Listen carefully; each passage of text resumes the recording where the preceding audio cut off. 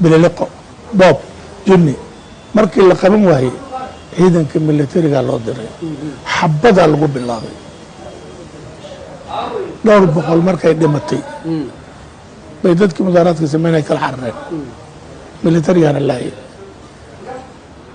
dadaa dayuurad lagu garaacay run weeye dadaa la laayay run weeye laakiin dal kastoo adduunka ah hal ma ogolan karo madax banaanadiisa iyo midnimadiisa in lagu cayaaro dowlad adduunka oo ogol ma jirto laakiin yacni ma waxaad u qiildayaysaa jenaraal cabdiraxmaan in xikmad xumo meesha xikmad iyo waxyaabo kale lagu dayi lahaa in dadkii xoog oo aan loo baahnayn loo isticmaalo diyaarada lagu duqeeyo maatidii naagihii caruurtii niman jabhadoo soo weeraray dartii iyaad u qiildayaya hadafkeedu muxuu ahaa jabhadda inay xukunka qabsadaan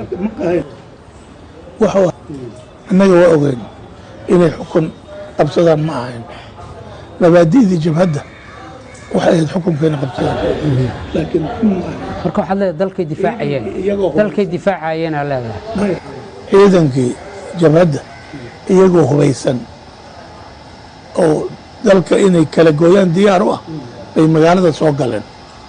dowladdii markaas jirtay ma waxaad kula talin lahayd inay soo kala cararaan si uun yeelaan oo aan dadka loo xasuuqin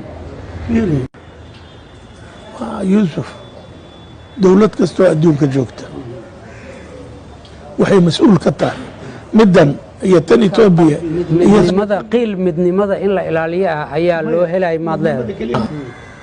waxay mas-uul ka tahay midnimada dadkeeda iyo dalkeeda